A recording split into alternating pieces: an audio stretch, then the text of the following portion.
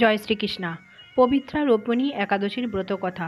পবিত্রা রোপণী একাদশীর ব্রতকথা পাওয়া যায় ভবিষ্যত্তর পুরাণ থেকে। ভবিষ্যতের পুরাণে মহারাজ যুধিষ্ঠির ভগবান শ্রীকৃষ্ণকে জিজ্ঞেস করলেন, হে মধুসূদন, শ্রাবণ মাসে শুক্লপক্ষিয়া একাদশীর নাম কি? এর মহিমায় বা কী? এর মাহাত্ম্য কৃপা করে আমার কাছে বর্ণনা করুন। তখন ভগবান উত্তরে বললেন, এই একাদশীর নাম পুত্রদা একাদশী। পবিত্রা রোপণী একাদশী নামেও অনেকে জানেন। দ্বাপর যুগের শুরুতে মহিজিৎ নামে এক রাজা মহিষ্পতি নগরে রাজত্ব করতেন। রাজার কোনো পুত্র সন্তান ছিল না, তাই তিনি রাজ্যে কোনো কিছুর অভাব না থাকার সত্ত্বেও দুঃখিত থাকতেন।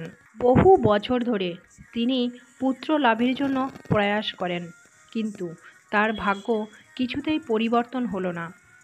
একদিন রাজা তার রাজ্যের বিশিষ্ট জনকে ডেকে বললেন, হে প্রজাগণ, আমি আমার জীবনে কোনো পাপ কাজ করিনি, কাউকে দুঃখ দিইনি, প্রজাদের সন্তানের মতোই দেখাশোনা করেছি, সবসময় ধর্মের পথে চলেছি, তাও আমি আজ পুত্রহীন কেন?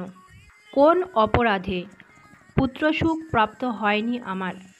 কৃপা করে আপনারা কেউ আমাকে বলুন।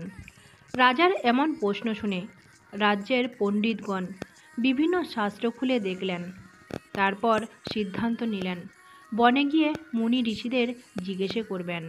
বনে বিভিন্ন আশ্রমে ঘুরতে ঘুরতে লোমশ ঋষির আশ্রমে যান তারা। লোমশ ঋষি ছিলেন ত্রিকালজ্ঞ। তিনি ভবিষ্যৎ সমস্ত কিছু জানতেন। লোমশ ঋষিকে দর্শন করে সমস্ত ব্রাহ্মণগণ দণ্ডবৎ প্রণাম জানান। তারপর বললেন, হে ঋষিবর, আপনাকে দর্শন করে আমাদের জীবন ধন্য। ঋষিবর তাদের পরিচয় জিজ্ঞেস করলেন, কী কারণে বনে আগমন তাও জানতে পারলেন। কিছু সময় ধ্যানে মগ্ন থেকে তারপর বললেন, রাজা মহিজিৎ পূর্বজন্মে দ্বাদশীর দিনে একটি গরু আর তার বাচ্চাকে ঝিল থেকে জল পান করার বাধা দিয়েছিলেন। গাইকে তাড়িয়ে দিয়ে নিজেই জল পান করেছিলেন।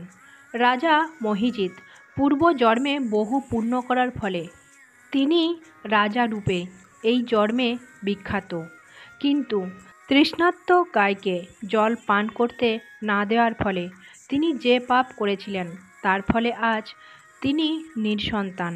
ঋষিবর আরও বলেন, সামনে আগত শ্রাবণ মাসের শুক্লপক্ষীয় একাদশীর ব্রত যদি রাজা এবং রাজ্যের প্রজাগণ সকলে মিলে পালন করেন, তবে রাজার ঘরে অবশ্যই পুত্র সন্তান আসবে। অবশেষে রাজা পুত্র সন্তান লাভ করেন। জয় শ্রীকৃষ্ণ।